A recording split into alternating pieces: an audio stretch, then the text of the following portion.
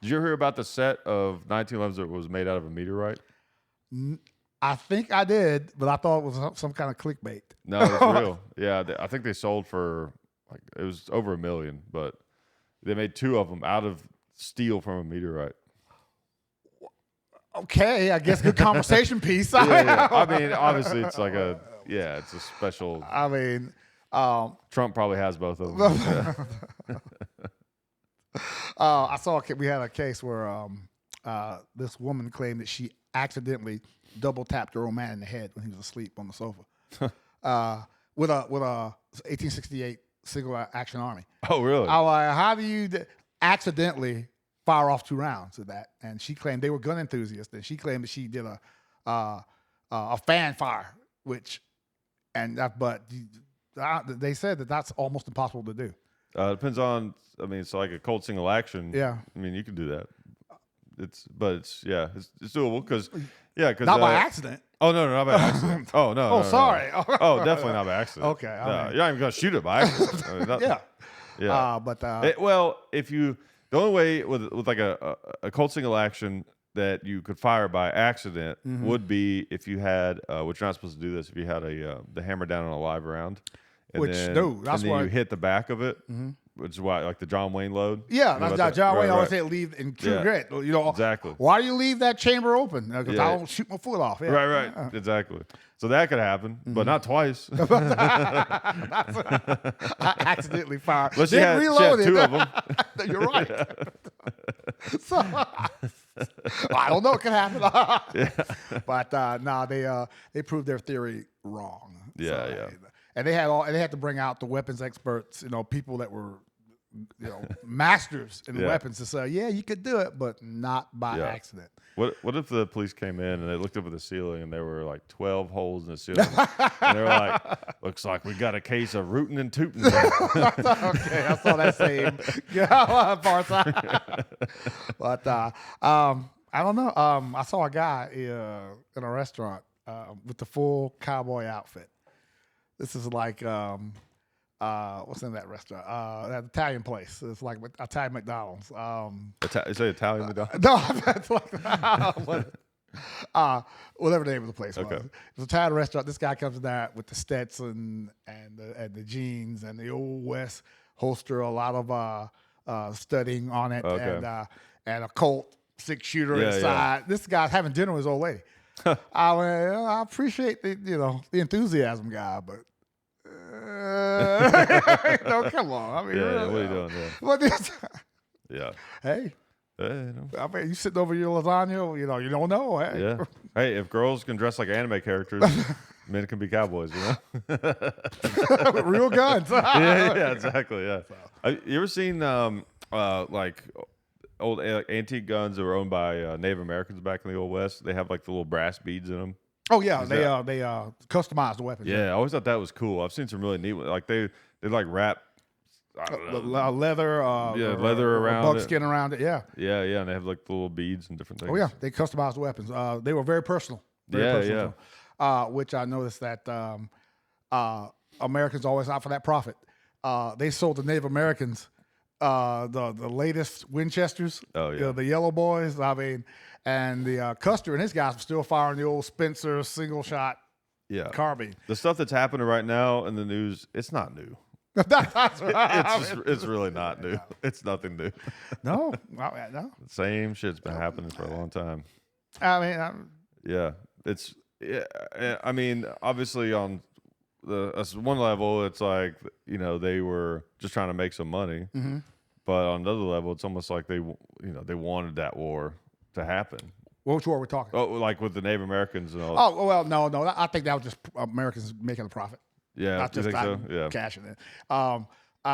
Well, back then, U.S. Army said you could have any weapon you want. You could take the issue weapon or go out there and spend your money and buy your own. Yeah. Because Custer's brother bought his own weapons, and of course he had the latest stuff, right? Right. The problem that got the U.S. Army butt kicked at Little Bighorn was that those Spencer's carbines, they had effective range of like 800-900 yards. Oh yeah. No problem if they're way over there. Right. But once they get in close, then it's about rapid fire. Yeah. And the Native Americans had the advantage. So yeah. Plus that reload, shoot, reload, shoot. Now, as you know, you can empty a lever action pretty fast. Oh yeah, absolutely. So, hey, you do that old John Wayne spin cock? No, I don't. You can't do that. Yeah, not successfully. That was he had a big loop as part of that. Yeah, because his hands were like huge. Yeah.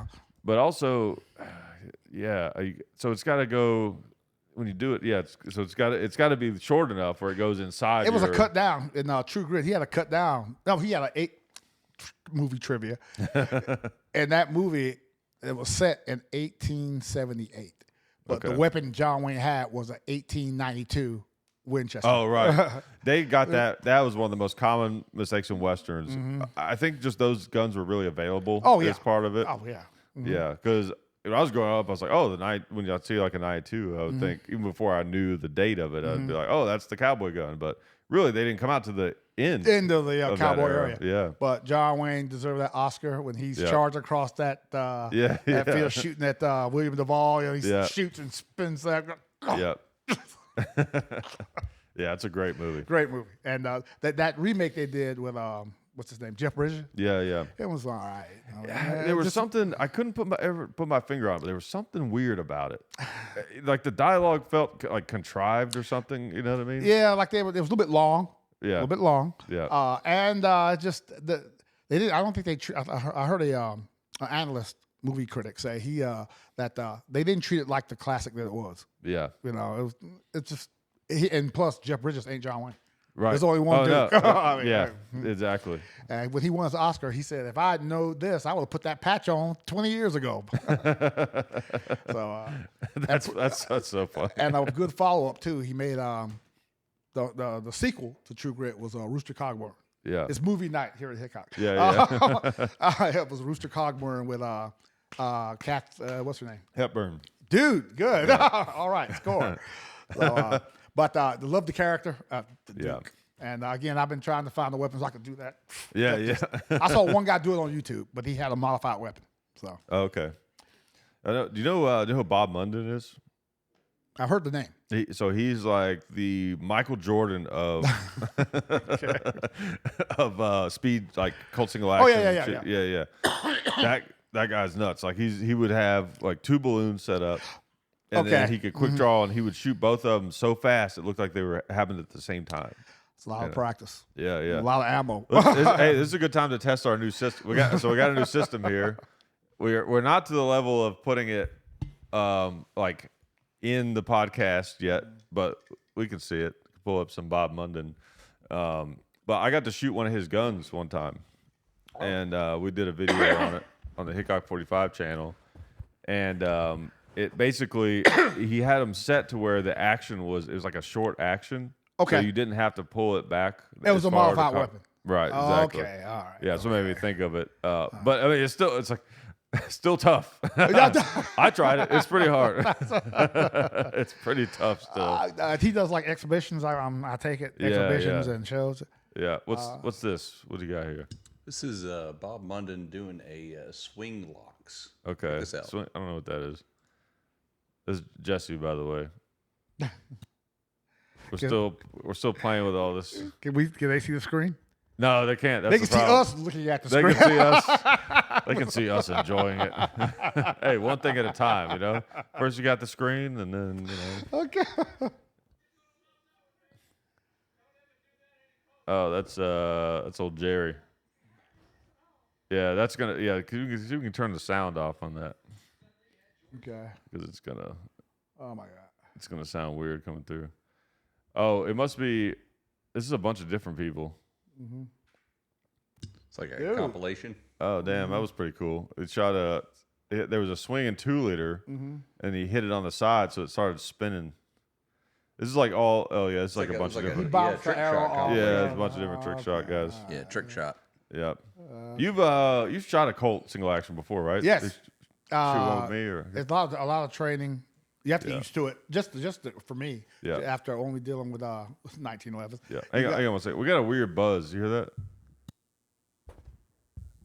Yeah, like a fly. Is there a fly in the mic? Yeah. You hear that? Can you hear that buzz? There it went. It's gone now. Okay. Oh, weird. I don't know what that was. Okay. But yeah, you shot a Colt single action. Yeah, you have to get used to the grip if you're not used to it. And remember, it's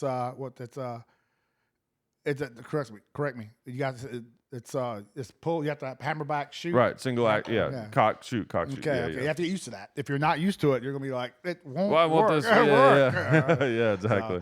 But 6 shots are great if you know what you're doing. Yeah. You know, Tough to. I will say, to me, the biggest innovation when they got to the double action revolvers was more so than just being able to keep pulling the trigger was the swing out cylinder for reloading. Yeah. You know, because to me, that was a bigger disadvantage. Like the cocking and shooting is not bad, I think, once you get used to it. Yeah. And you could do it about as fast as you would be able to shoot accurately anyways. Okay. I think, at least. But the way you got to reload it one at a time. Okay. Once you were done in the Civil War, they would carry cavalry soldiers. They would carry like 4 revolvers in their waistband. And they're great until that runs out. And that's like, okay, stop. Yeah. Yeah, exactly. Reload down. Oh, yeah, especially the cap and ball stuff. Oh, my God. Yeah, it's tough. What Hickok, Wild Bill, he 1851 Navy Colts. and he reloaded them every morning Yep. and then he had target practice every morning. Yeah. Because he says, I need to be sure. Right. Because I can't, They did misfire a lot? And yeah, they would misfire a lot, and that made them more reliable because the reason they would misfire a lot is like any muzzle loading rifles, you have the you got the nipple, Okay. the cap goes on, but you got this little channel right that connects where the cap fires to where the main charge is. Okay. And it's very small, so it's easy for that to get kind of gunked up. Okay. Right, so that cap can explode and the fire doesn't make it to the main charge to fire. So the advantage of shooting it and reloading it every morning, like cleaning it, was it keeps that dry. You know, because moisture could build up in there throughout the day. We talked about that. It could cause the powder to collapse or recede. Yeah. Yeah, and exactly. Misfire. And he got into a lot of shootouts, so it kind of made sense. He had a good reason to make sure his stuff worked. Yeah. Exactly. Oh, yeah. I've heard that a lot of the lore you hear about the West, a lot of it was about he was one of the only guys that actually did get into a lot of those movie type shootouts. He was a good shot. He had to be. Yeah. But I heard that those old time Western shootouts didn't happen as much as we think they did. Right. That's what I'm saying. Like he was one of the only guys I think. Yeah, that because really happened. TV and movies, but you think that stuff happened every day, you know? Right. Because like even Bill the Kid, most of his the kills were like ambush, and he also didn't kill that many people too. He was more famous after he was dead. Yeah. Than he ever was when he was alive. Yeah. What's that that movie that made it in Tennessee? It was what happened. That the story was that Billy the Kid really did survive that shootout in New Mexico, and he moved to Oklahoma.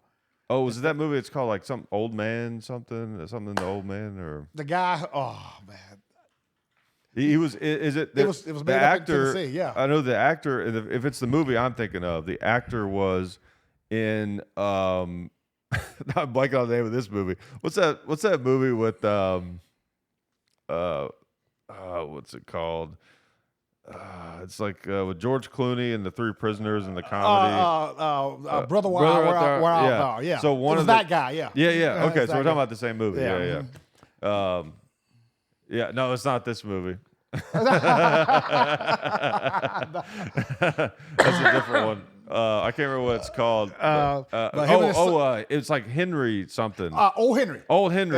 That's yeah. what it's called. Him Old and his son are on a farm in Oklahoma. Everything's fine, and then so of course here comes some jerk offs that mess things up. Yep. Shoot his brother-in-law. And then they think, oh, he's just a little guy. He ain't nothing.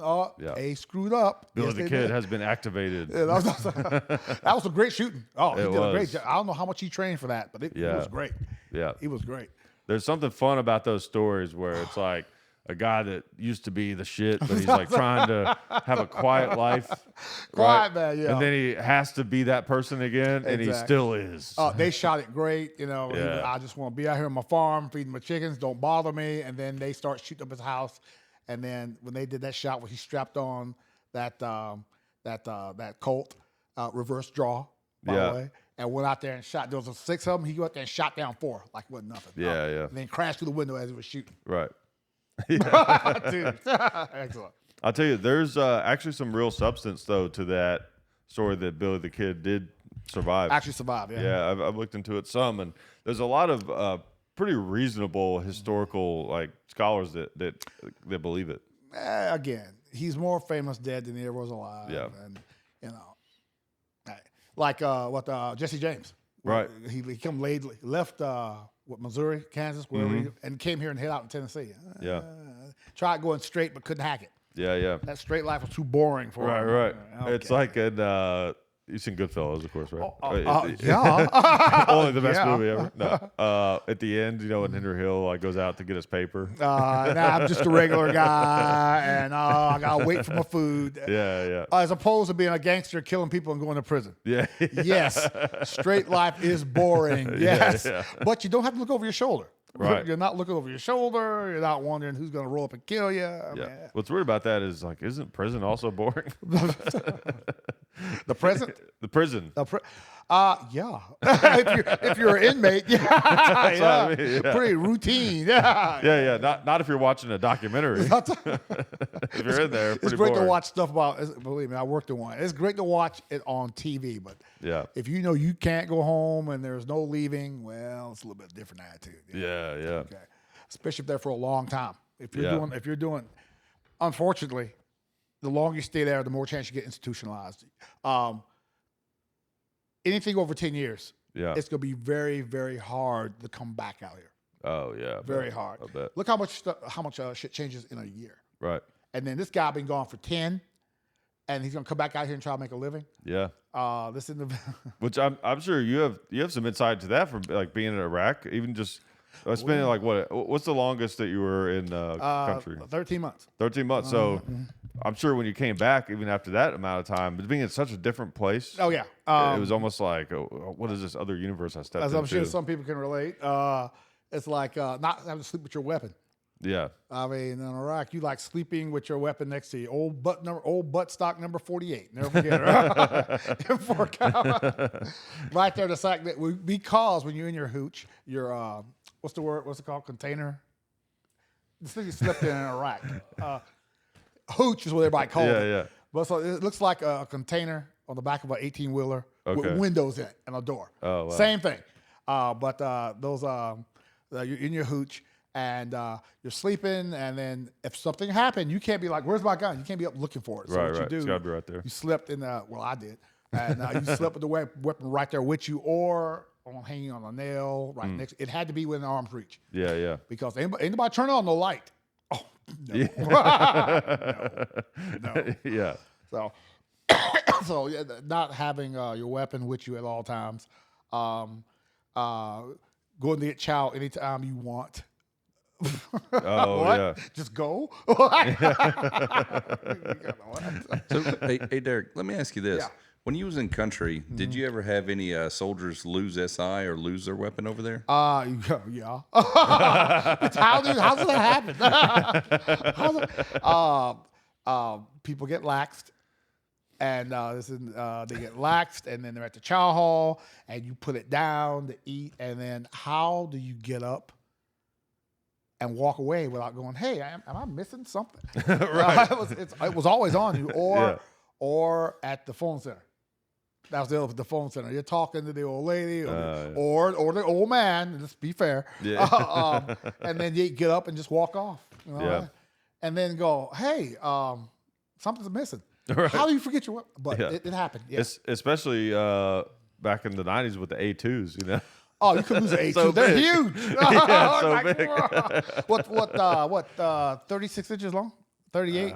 Overall length, I'm not sure, but pretty long. They are huge. Yeah. Well, especially compared to what we use now. Yeah. How can you lose an A2? They're Right. great weapon. Effective range 800 meters. Great Yeah. weapon. The Marine Corps used the. We got a buzz again. Maybe just move some shit around over there. I feel like it's coming from that microphone somehow. Yeah, but when you touch it, it does something. It maybe like just wiggle it around. I don't know. Maybe try unplugging it and see, or the old unplug, plug it back in. Okay, yeah. It's crazy how often that works. Every tech manual starts with that. Okay, turn off, turn back on. Yeah. It's gone now. Okay. I don't know. Dude, I tell you, with electronics, there's what they call like gremlins in the system, where it's like sometimes there's unexplained things. Like, who knows? But M16A2, great weapon. And the Marines had the M16A4. Okay, yeah. What's the A4? A4 had the Picatinny rail system on it. Oh, okay, all right. Because all of a sudden, just iron sights just ain't good enough now. Yeah. Oh, sorry. Yeah. So they had to make the Picatinny rail system so they could put all the lasers and optics and all that. Look cool. Let me tell you something. The guy with the coolest looking weapon, that guy don't do nothing. Oh, right. I'm telling you, that is an office guy. Yeah. Everybody I saw out there had iron sights. Yeah. But you saw the cool guy, in the office, the air conditioned office, clean uniform. He had the most G.I. Joe looking, Delta Force looking weapon you'd ever seen. Wow. And one officer even told me. That's how it goes. One officer even told me it's about looking cool. Yeah. Oh, well, okay, sir. I'm moving on this convoy. Can I have your guy? Yeah. Let's trade. That's interesting. I used to wonder out here, a lot of police forces are going to. It's back. I know that. Oh, well. If we sit here going, a lot of police forces are going to optics on their weapons now, which, how do you feel about red dots on pistols? So that's right. People put them on pistols a lot now. Yeah, it's the new thing. Yeah, I have, I guess, what's called a stigmatism, whatever, where they look kind of fuzzy to me. Still, just put the dot where you need to go. Yeah, just shoot at the big red blur. Yeah. A lot of your forces will allow them, but you have to be proficient with iron sights first. Right. If you show a history of being proficient with iron sights, then some agencies will allow you to put a red dot on there. Okay. Problem with red dots is that just when you need them, they go down. The battery's out. Oh, right, yeah. So, and then you're like, well, I was kind of iffy with iron sights. I guess it'll work out. That's why, a lot of people use what they call like the co-witness setup. Co-witness? Co-witness, they call it, where you've got the flip-up irons. Okay. Right, so that and your red dot is positioned in such a way that you can look through the glass and still use which is a good idea. Yeah, that way it goes down, you're still good. Yeah, so with this, it's nice to have. Right. Like what's that on the foregrip or gangster grip? The particle, yeah. Okay, I've heard two terms: gangster grip and ghetto grip. Yeah. But you got to mount it on the side, so it's like a stem. That's right. Stem gun. So it's nice. It's one of those things nice to have. Right. Whenever we're in Iraq, one thing about the Army, the longer you're there, you tend to accumulate. They give you more stuff the longer you stay there. I went from Bragg with plain Jane M4, right? You go out, you come into the shop, hang up your weapon, go out, do your thing, come back, you got new handguards. Oh, interesting. Okay. Go a couple days later, come back in, go to work, hang your weapon up on a nail, come back, you got a red dot. You got a 68 on your weapon. It's like a video game. You get upgrades. You keep going back, you come back, okay, and nobody ever questioned it. Nobody ever questioned it because the supply guy or the oiler room guy was coming in when you was gone. The stuff would come in, and this coming in and just throw that shit on your weapon. Yeah. As long as that's why you better remember that serial number of your weapon. Right. Make sure you didn't get somebody else's shit. Yeah. So we got to try to fix that. It's like. Yeah, let's take a quick hiatus and we'll try to fix this. All right, let's take a quick break. Sure. Dude, what about Ukraine, dude? I guess we've forgotten about that since Israel kicked off. I know we got 2 wars. I can't keep track of all of them. Dude, and none of us involve us so far. We're spending a lot of money. Which is the way to do it. We got our guys sitting over in Poland now. 101st is sitting in Poland. It's a 9-month rotation now. Jesus. Yeah. We got guys over in one of our officers. His girlfriend is over in Hungary. Oh wow! Again, it's a 9-month rotation. Screw that. Yeah.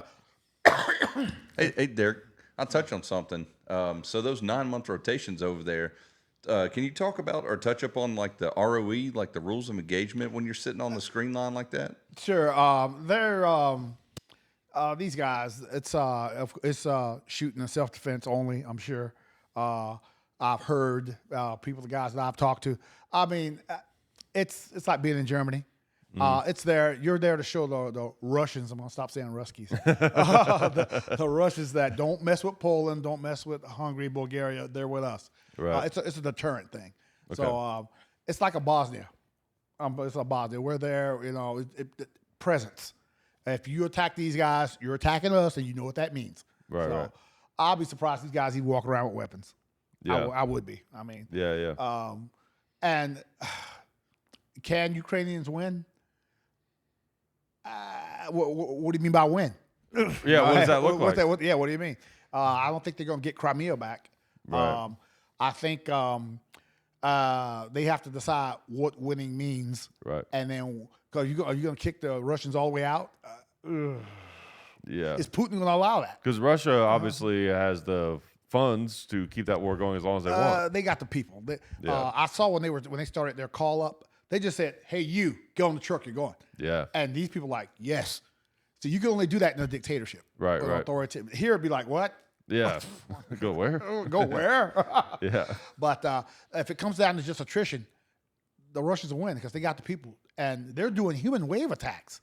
Wow. That stuff like Enemy at the Gates. Yeah. Yeah. They're doing that still. That's crazy. And what they do, they use their criminals for that. Yeah. It's okay. Just you go that way. Hey, do I get a gun? No. Just go that way. Just this way, right? Yeah, I think they're over there somewhere. Yeah, okay, yeah. sure. And they'll send the criminals out there, and then when they get mowed, and when the Russians get mowed down, that's when the other Russians shoot where the Ukrainian machine guns are. Right. Human wave attacks, trench warfare. Yeah. What were we afraid of these guys for? Yeah. All these years, the Cold War, what were we afraid of? I mean, I know. Yeah. I know they have some good technology, but the thing is, they just don't have enough of it to put it into use. And I've even heard people theorize that like their nukes probably aren't even like maintained. And but do you take the chance? well, yeah. That 10 megaton warhead, it probably doesn't work. It's a dud. Yeah. Hold up. There's a lot of maintenance programs you can skip on. The nuke program is not that one. Yeah. Chernobyl. Oh, right. Yeah. Yeah. Exactly. I don't know. Again, and an authority. The only it'll probably go on as long as Putin needs it to go on because the only information his people get is from him. Right. They're very. The only news they get is from their state-run news agencies. Yeah. So they don't have real access to everything else. Right. So I guess you can do that in Russia. I guess. Yeah. It's pretty crazy how long it's been going. What, 2 years now? Yeah. Almost? Yeah. The Russians thought they would have took Ukraine that morning. Yeah. But no, well, the Ukrainians had somebody, CIA, hey, they're coming. Yeah. Oosh, and then they were waiting for them. And one reason I think that, what's the guy in charge of Ukraine? Zelensky? Zelensky. Yeah. I think he won't quit because they've seen they can win. Right. They can beat them. Right. Now, I don't know. From what I understand, any Bradley drivers in here? No, okay. The Bradleys aren't as effective. I don't know. Before any of your people start yelling at me, hey, you don't know what you're talking about. I don't know. I have heard that the Bradleys we've been giving them been getting chewed up. Yeah. Well, so the problem, I can speak a little bit on it because I know a little bit. The problem is the training because we're giving them all this equipment. You know, we're giving them these Bradleys and everything, and there's like a learning curve to learning the Bradley. Yeah. So it's going over there, getting shipped over there. They're hopping right in it, and then in a conventional Bradley unit in the military, in the Army, the way it works is you have to do what's called a gunnery. Yeah. And you have to train on this thing for like 2 months straight in order to get qualified as a crew. Okay. These cats are just jumping straight in it and just going head on with Russian tanks, everything. T-72s, BMPs, all that. Yeah. Which I believe that. I saw that they have some kind of crash course over in Germany at Grafenwehr that they send them through. You know, Oh, yeah. They don't go through the full Army AIT. Yeah, but yeah. it's just a crash course. Okay, this is start. This You is turn go, here, shoot turn, there. Okay, that Yeah. thing go boom. Yeah. Do you send the guy out like that? I Right. mean, but I mean, how complicated can a tank be? You know? and the Russians are real big. The Russians real big on artillery. Yeah. And I got to think how are they using them, you know, too. Right. So You can give them. That's why good people are better than good equipment. Yeah, that's true. Right. Good people. Yeah, training is important. Training, you spend the money to get the people you need, and then once you get the people that you need, you do what it takes to keep them. Right.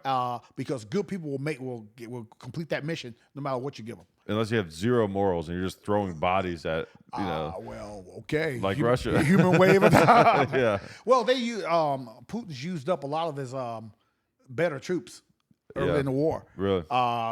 Like the Chechens, they are very good. And what about he almost has boys turn on him? Wagner Group. Oh yeah, the Russian version of Blackwater. Right. They turned on him, and then all of a sudden, Plane crash. Their boss crashed in a plane. Yeah. Mysteriously. Right. Very mysterious. Dude, you should have jumped on the first thing going to Germany and not look back. Yeah. Yeah. You turned on Putin, dude. You were a dead man walking. You know? Oh yeah. The world is pretty crazy right now. Yeah. It has been for a while. It'd be nice if there was some, calmness to the world. Yeah, what's that mean? What's that mean? What right, that's true. What is that? What's that stuff that Hamas pulled off in Israel? Yeah. A lot of people are upset because how did the Israeli intelligence or U.S. intelligence not pick that up? Right. How did we miss that? Yeah. I'm sure there's some people out there saying like what they said with Pearl Harbor, where they wanted a war with Hamas, they allowed it to happen. You never know. Okay, dude. I'll watch my step on that one. But I'm not saying that's what I think. I'm just saying that I would promise you that opinion is out there for sure. Now, yes. Now, correct me if I'm wrong. It was Egypt, right? That stepped in and they had some intel that they gave about this attack. You're right there. The Egyptians and the Americans are like, hey, they're coming, and then apparently it was ignored. I mean, yeah. I mean, I'll admit I don't really know much about it at all. I do know that it's the lines that it's split down has been very interesting. Yes. Like the Ukraine and Russia, it's been kind of like, it's weird. At first, conservatives were like, yeah, let's take out the Russians. But then very quickly, conservatives kind of started to be more like, well, you shouldn't be sending any money over there. And then the left is like, let's support them so they can fight Russia. Like if you drive through like the liberal neighborhoods in Chicago, you're going to see Ukraine flags everywhere. Oh yeah. But the Hamas Israel thing is interestingly split. I've noticed where I've seen conservatives and liberals have opinions on both sides that are very like strong. It's that way. Very tough. They're seeing the Palestinians as being victims, but Hamas slaughtered a whole bunch of Israelis. Yeah. Pulling people out their beds. Right. Yeah. What is that? Do you know? Like, I don't even know what the points are on that for Palestinians Hamas, being the victims and not Israel. Okay. Palestinians, they see Israel. They were here first. No, the Jews were kind of there before you. If you go all the way back, right. They were there. And in 1948, the British, who controlled Palestine at the time, went, okay, they had a two-state solution, and they separated them. And then they had a war right after Israel was formed, and the Israelis kicked ass and said, we got all this now. Yeah. So those Uzis. You'd be surprised. Gaza is controlled by Hamas. Who their only mission is the elimination of the state of Israel. That's a problem. Yeah, that's a problem. Yeah. And they control Gaza, and they're using these Palestinians as human shields. Right. So if I go to kill them, how do I not kill the Palestinians around them? Right. Yeah, it's tough. So now it's turning into a humanitarian situation. Gaza, very small. It's about the size of Washington, D.C. Okay. With 2 million people. Very crowded. And they got tunnel systems all through the place. And again, Israel wants to eliminate them, but how do you do that without killing civilians? Civilians. Right. 7 October, when Hamas pulled off that attack, they killed like 1,100 Israelis and took another 200 captive. Wow. Because wasn't there like a music festival or something going on? They were having a music festival out in the desert. All of a sudden, guys pop up with machine guns. That's great. It's like Red Dawn shit. People running for their lives. I mean, yeah, it's crazy. Dude, and then they went to neighborhoods, apparently, from what the Israelis are saying. People sitting here talking like we are now. All of a sudden, dude shoots through that wall with an AK. Well, not your place. Right. You just screwed up. We might have a couple of things for him. You might be able to deal with that. I'm not sure. But people, this story came out by this old Israeli paratrooper. He was 72 years old, and he was always about readiness, safety, guns. You got to be trained, got to be ready. Yeah. And the young folks were like, "Oh, get out of here. No, that's never going to happen." Bam, Hamas. And this old guy, he picked up his what's that Israeli weapon? A Gail. Oh, Galil, yeah. What's the other one? They got a new one now, a Tabor. The Tabor? Yeah. He's got whichever one he had. Yeah. He picked it up, led the neighbors in a counterattack. Oh, wow. And killed off a bunch of Hamas guys. Yeah. Lost a leg. Oh, damn. Dude, that respect. 72. Get out of here. That's tough. Yeah. Dude, that guy's tougher than hell. Hell yeah. Hard ass. Stuff like that. And the Israelis are cleaning these guys out. They still have a couple of guys holed up in small places. The Israelis are cleaning them out, getting ready to go into Gaza, which is going to be rough. This is going to go on for a long time, too. Yes. Israel, you can tell, Israel they're not backing down. They're going to go for it all. How can they? Right. Because I saw a couple of reports. These guys were like, hey, if you sympathize, this Israeli politician said, if you sympathize with Hamas, you support them, you care about them, you're a dead man walking. Yeah. I mean, on the air. Yeah. If you did that here, oh my right. God. Oh my God. Yeah. So we'll see. It's going to be the longer it goes on, the worse the humanitarian issue is going to be. Yeah. And the problem for the Israelis, I think, is that the worse it gets for the regular Palestinians, even though Hamas is using them as human shields, it's going to be harder for them because the world's going to be like, well, do you have to starve them out? Because right now they have a total blockade. Okay. Nobody wants the Palestinians in their country. Yeah. Egypt, Jordan, oh, no, because that's going to be we already have enough of a problem already. Right. These people don't have a homeland, and terrorist organizations tend to use them. So Egypt and Jordan do not want them in their, keep them there. Yeah. So it's going to be interesting. We're going to see. I hear they were doing small unit tactics in Gaza. They're making like small raids in there now. I would think they would go in there, find the tunnel systems, destroy them, pull back. And let's keep it at that level until we figure out some kind of solution because everybody wants the hostages back, but if I kill the bad guy and kill the hostages, how's that going to play? Right. Yeah, it's going to extend it. Yeah, it's going to be a mess. It's going to be a mess for a long time.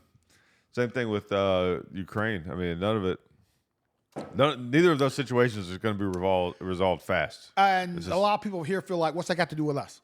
Right. Well, people that are pro-Ukrainian feel like, look, they're fighting for us. Right. Because if Putin takes Ukraine, what's to stop him from going, you know what? Okay, Poland. They keep rolling. Yeah. Right. It's possible. Yeah. And then we'll say, damn, we should have supported those guys in Ukraine when we had a chance. Right, yeah. So one thing that Putin is afraid of is that Ukraine will become part of NATO. Right. That's scary for the Russians. Yeah, scary. Yeah, that I haven't followed it as close as I was a while back, but that was my fear when I saw this first start happening was that Putin was going to get greedy and basically pull a Hitler and try to take over. Who's going to stop me? Stuff, you know what I mean? Who's going to stop me? And then if China joins in, I mean, that'd be a problem. That's how you get World War III if that happened. But we do so much business with China. I feel like they would stay out of it. I don't know. Well, you're right. U.S. and China need each other. We need to buy their stuff. They need to sell us their stuff. They need to make it. I mean, what's going to happen to your phone? Right, if they take out China, are you kidding? Right. They make phones here. They would cost like $9,000 a piece. Yeah. So, but they're kind of friendly with the Russians. Yeah. I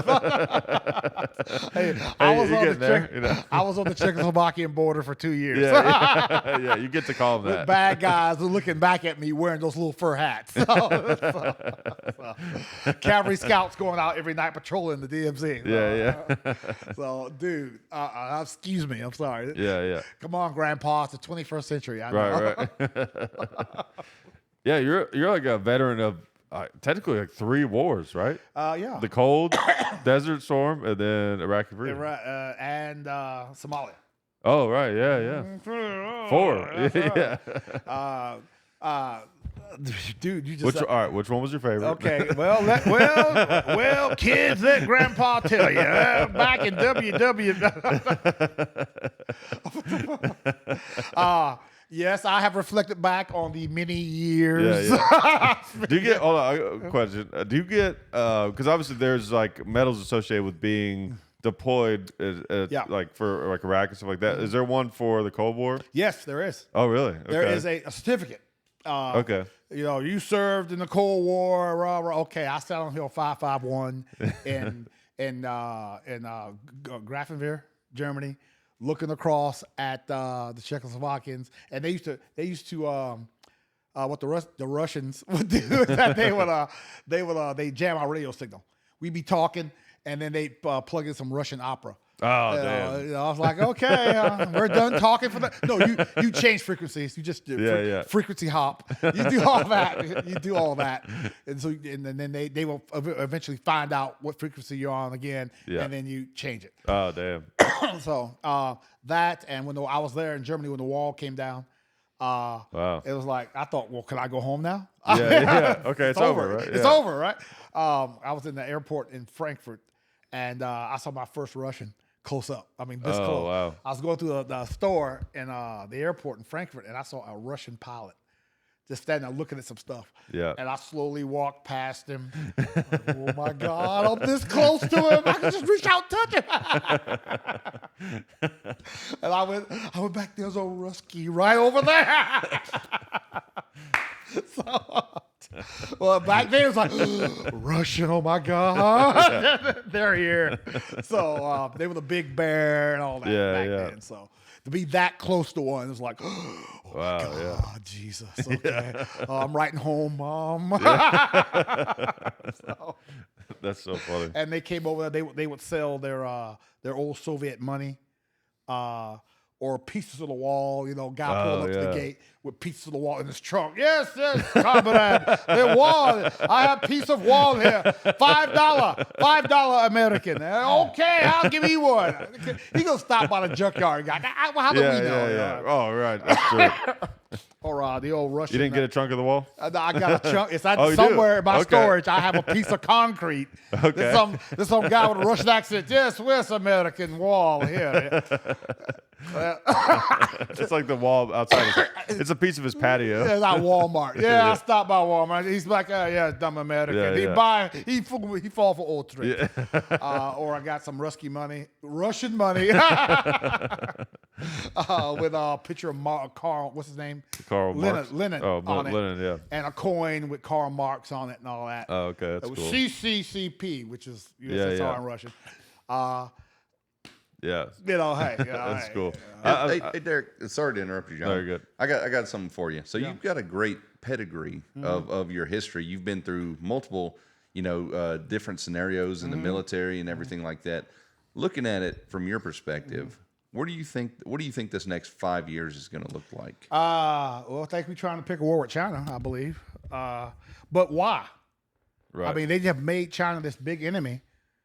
But why? We buy all our stuff from them. They make it, we buy it. And, right. I think they bought all our debt too, right? Yeah. So why are we going to fight them again? Right. Well, Taiwan. Dudes, if what's his name, Z, whatever's the leader of China, if he ever just said screw it, we're taking it.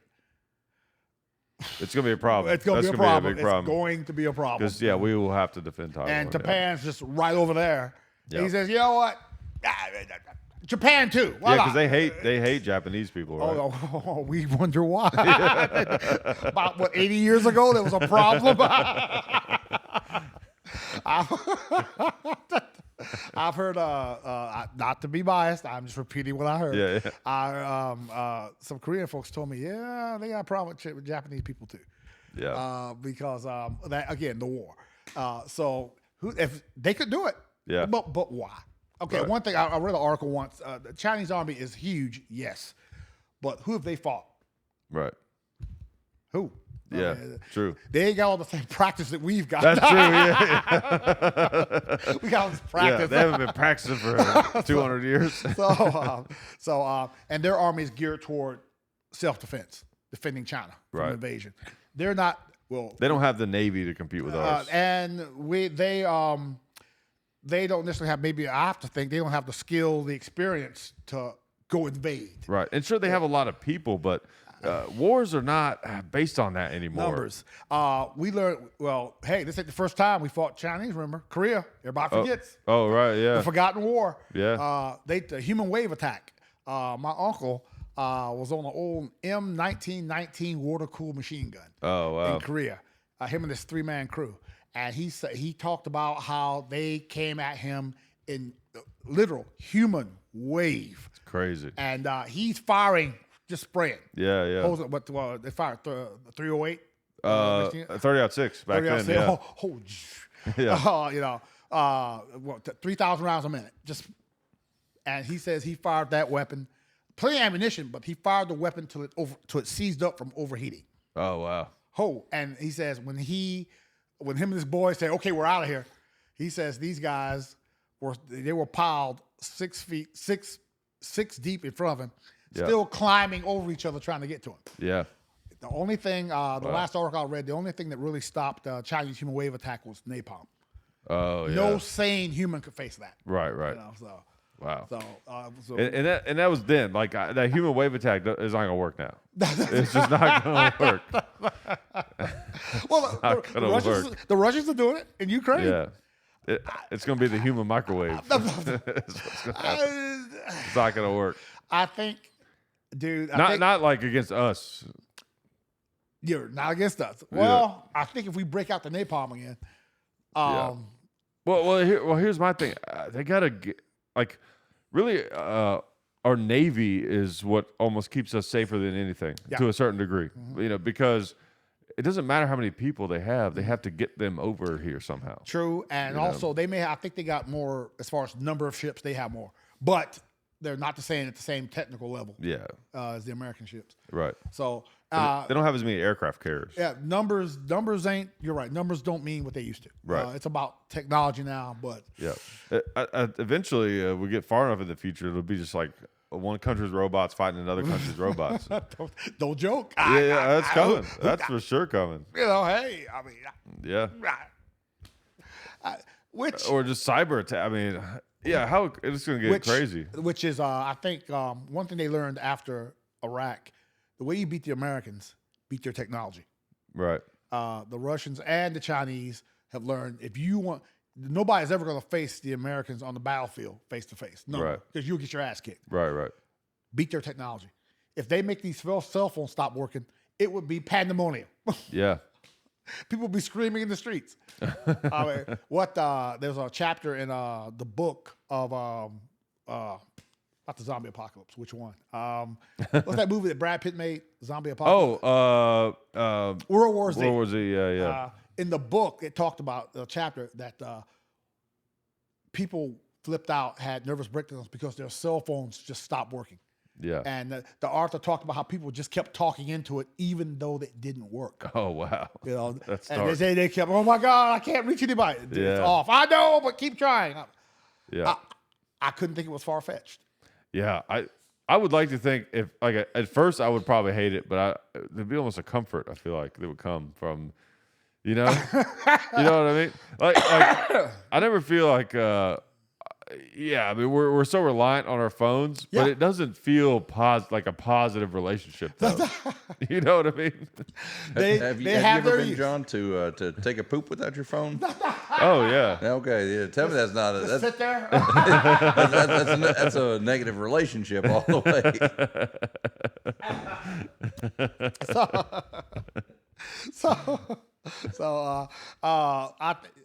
Somebody said that society is just a thin crust of civilized people. Look how we acted when the toilet paper disappeared a couple of years back. Yeah. That's before COVID, too. Yeah. There was no toilet paper. People were like, oh, my God, panicking. Yeah. What the dude? Yeah. I bought a bunch. I'm still using it. I ain't gonna lie. I drove 60 miles for some cheap Scott. I'm ashamed to admit this, but I bought I got really lucky, and I ordered a bunch of big packs of it on Amazon. Okay. And then I had this thought, like a few hours after I ordered it, like maybe I should have got more. And then I went back on there, and it was all sold out. So I got right under the wire, and then at one point I was like, maybe I don't have enough, and I went on eBay. And bought some. Yeah, it's pretty crazy. So look how we acted when there was no more toilet paper. Yeah. I was at Walmart. I'll give them a cheap plug. Walmart, and this lady said, this is legit. This happened. This lady said the reason there's no more toilet paper because Trump cut the supply off from China. She believed it. Yeah, She believed it. And I'm like, Scott and Brawny. And who else makes toilet paper? Cottonelle. Yeah. They all said, "Look, dude, look, we're our factories are going 24/7." Yeah.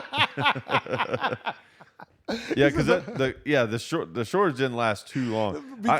People were panic buying. Right. Oh my God, this is the last roll. Fight breaks out. I heard an interesting theory on the toilet paper thing. We have a high level of conversation here. Yeah, we do.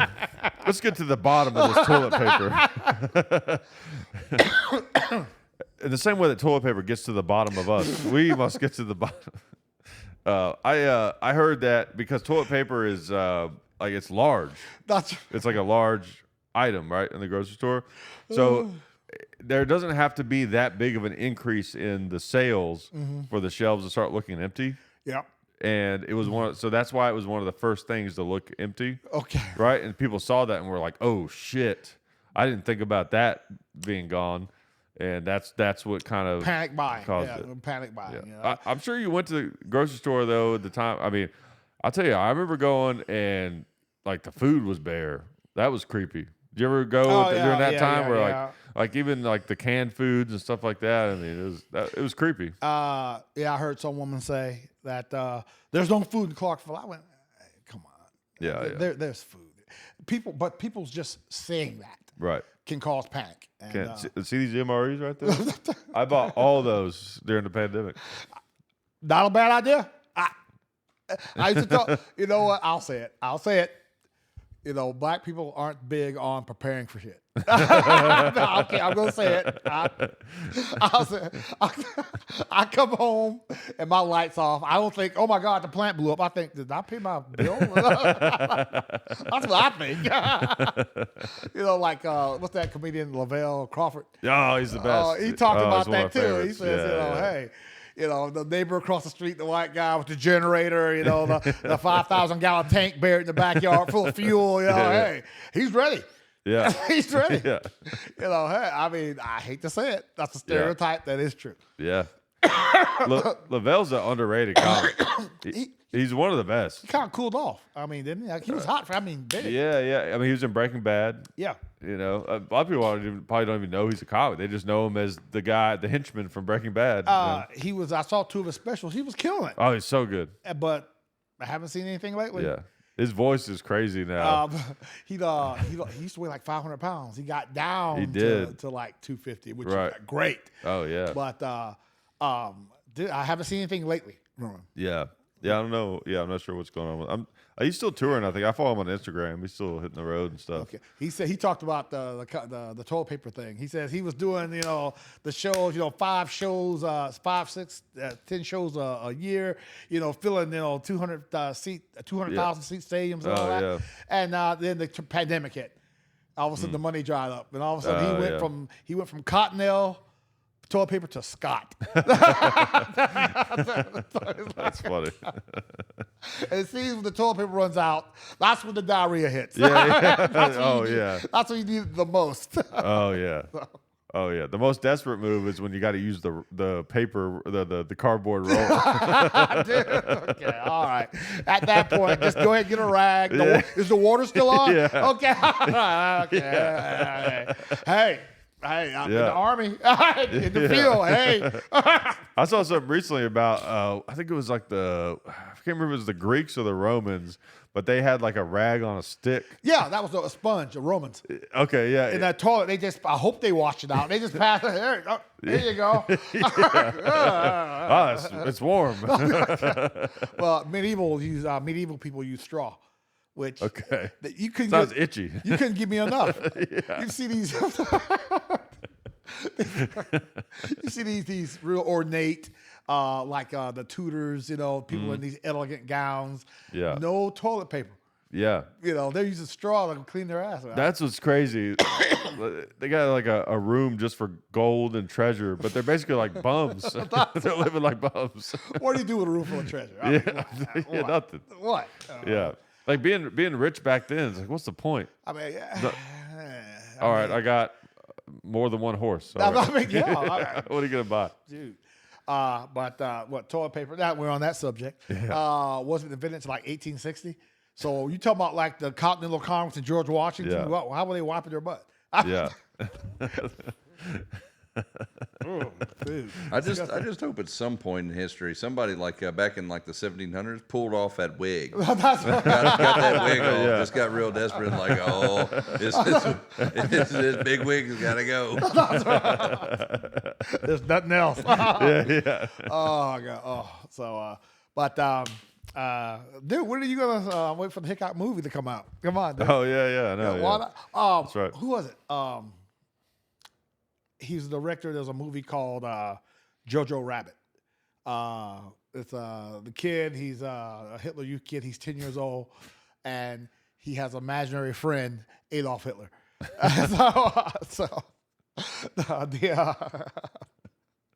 The director, some New Zealand guy. The reason he's directed an episode of The Mandalorian, directed Jojo Rabbit, that movie, and done a bunch of other stuff. He started out just like this, him and his partner started out doing this. Now he's directing $1 million movies. And Oh stuff. wow. He got his start in stand-up comedy. Oh, interesting. And I gotta look this guy up. But I was thinking, as soon as I heard that, I thought, well, when's your movie coming out? Yeah. Do like a biography, Yeah. I've always wanted to do. No one will steal this idea, so I'm not worried about it. But I've had this idea for a movie. I probably talked about it on the podcast before for years, and I've always thought it would be fun to make a movie that's basically a. That's him. Takia. Sam Rockwell. No, the first guy. Oh, okay. Yeah, I can't read it well enough. Watiti. Okay. Taika Waititi. Wait. Okay. All right. Yeah, the name I just mispronounced. I'll just slaughter his name. Yeah. But great director. It started out as a stand-up comedian. Interesting. And now he's directing Marvel episodes. Oh wow. Mandalorian, great show though. Oh yeah, you still watching it? I love it. If they turn it back, if they bring it back, yeah. Yeah, well, I guess the writer's strike might have screwed it up. Oh my God, great show. It's an incredible show. Great show. Oh, I was saying, I've always wanted to do a movie where it's basically like, like Jackie Chan, how he sort of pioneered that thing where like he's a great fighter, but he gets hurt. Yeah. Right, so it makes him look human. Like he makes the fighting feats that he does look difficult, kind of. You know what I mean? But there's something fun about that, right? Yeah. I've always thought It's relatable. Yeah. I've always thought it'd be fun to do a movie like that, but it's like about a mountain man, where it's like kind of a comedy. You know what I mean? But he's not like a total goof. He's good at what he does. Wait. You're behind that, but you're not behind Hickok Mysteries. I am behind that. We gotta do it. Yeah. Yeah. When Derrick first got here, it was like, all right, we're gonna do Scooby Doo. Except us. Yeah.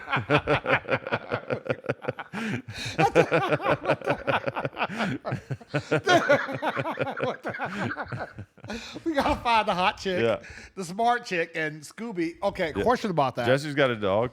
So is he bigger? It's got to be a big dog. Okay, it's not that big. She's a border collie. She's not big. She followed me to the bathroom. We need a great name. Yeah. We need a great name. Hey, mystery dog. She followed you to the bathroom. There you go. No one seemed to notice that this dog could talk. Nobody seemed to notice that Scooby could talk. They just played that off. Yeah, I see what Shaggy, I know why he's high as hell. I mean, he's like, he can talk, whatever. Yeah. Sure, Scoob. Dude, we gotta do it. We can pitch it to Marvel. Yeah, they need they need to freshen their content up, Which the secret now, you just gotta get your one movie series going. That's right. Look at what's his name? Who played Austin Powers? Michael Myers. Michael Myers. You know why we ain't seen him? Because he ain't had to do anything. That's true. He made his money. He's like, dude, dude, that's it. We're out of here. Yeah. Dude. Well, it's like, let's see, was it Half Baked when Chappelle did that movie with the other writer on Chappelle's show? Yeah, that was before Chappelle's show. He hated that movie. Like Dave Chappelle talks about how much he hated how it turned out. Okay. He's like not proud of it, but it was huge. It got this big cult following. Of course. You know. See, dude. Yeah. Dude, we gotta get to the writer's room. Yeah. We gotta get this on paper. We gotta have like an A-team van though. Okay. There's in Nashville. There's a van paying up like the Mystery Machine. Okay. Dude, we gotta come up with a name. A tank. Like a tank. A tractor. But nah, it's gotta be wheeled. A striker. A Okay. striker. Oh, A yeah, striker. yeah, A there you striker. go. It's gotta be wheeled. Okay. Wheeled vehicle. Come on. Yeah. Track is kind of old school. You're right. Unless it's a killdozer. We roll up on scene, jump out. Yeah. You pop off a couple of one-liners. Yeah. That would be pretty funny. Yeah, so the best was always when they had like the Globetrotters or like Don Knotts on there. We gotta have the co-star. Guest spots. You gotta have guest spots. That's right. Yeah, like the whole Globetrotters would be falling behind them, just fucking. They just gotta be getting in the way, but they're so fucking talented. They're just like, come on. Yeah, and then we come up with solve the mystery, and there's always old man Higgins, the janitor. Yeah. I would have got away with it if it hadn't been for you, pesky Hickok and his boys. Come on, come on. That damn standard capacity podcast. That's right. And we end it with you doing a bit. Right. Just like Seinfeld. Yeah, tell what you a doing a joke. bit. Yeah. Who are these people? So we told you. We got them. So dude. So you ponder that. Let me know what you come up with. All right. Let's go. I'll get the script going. You just gotta pick the site, and along with everything else that you're doing, what was it? Disney does it. They got their main characters for their big movies, and then they have like little vignettes for them. Side things, so you're already familiar with the character, right? And then he just does a little side thing. In addition to that, like a spinoff. Yeah. You put one of these out, right. Dude, that's right. You're counting your money. Yeah. Like you do. You're in your vault now, like you do now. Counting your money. Yes. Put the bars of gold over there. Yeah. So, there you go. Hey. So, That's back to one guy. What your bed? I don't know. I'm assuming your bed's probably made out of money, but hey. I wish. I'd be a comfortable bed, probably. Yeah, probably hard. Yeah. If it was gold, yeah. Yeah, what a burden.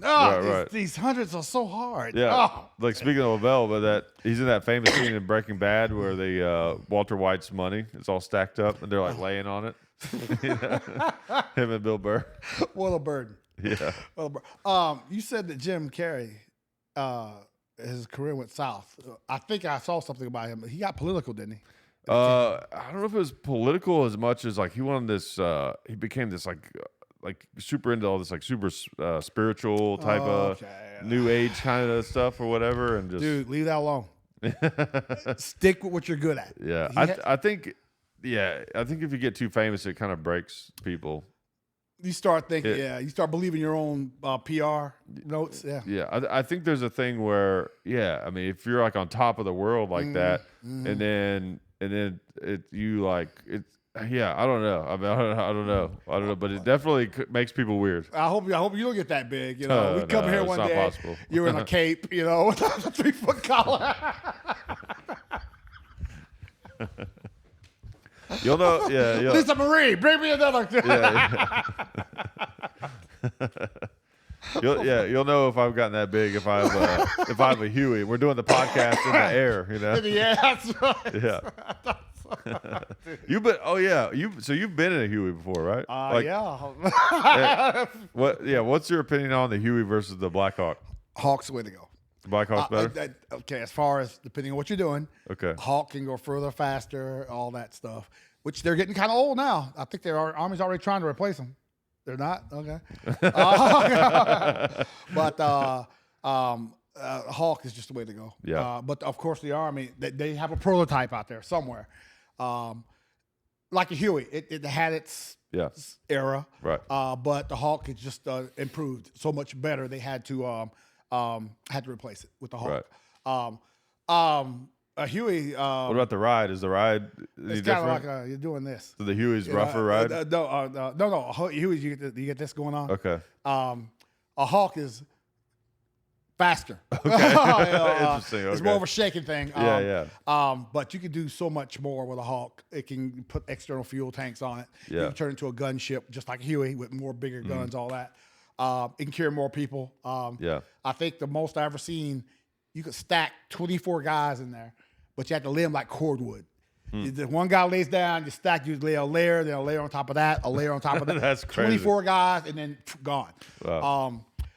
Plus, they got aerial refuel. I think that's the Echo model Black Hawk. It has an aerial refuel. That's a huge advantage, yeah. So, So, the Hawks is better. Yeah, Huey, the Huey guys, I was in the Army when they were still making the trade. There were still a few Hueys left. So the M60 Yeah, gunners? exactly. Yeah. And I think the Marine Corps still use them. Oh, really? The Huey, the N model, November model. Okay. But the Huey crew chiefs always talked about that when the last Black Hawk is taken to the boneyard, that crew will fly back on a Huey. Okay. So, then you'll always see them out there. Plus, there's a lot of commercial Hueys out there too. Yeah. It's so proven. It is Right. so reliable. You'll never get rid of them completely. Yeah. Other countries use them. Yeah. So, Oh, yeah. Yeah, I know a guy. His name's Aaron Demko, and he runs this website called it's called I'm blanking on it. It's hang on, I got to pull it up now, so I don't say it wrong. of course.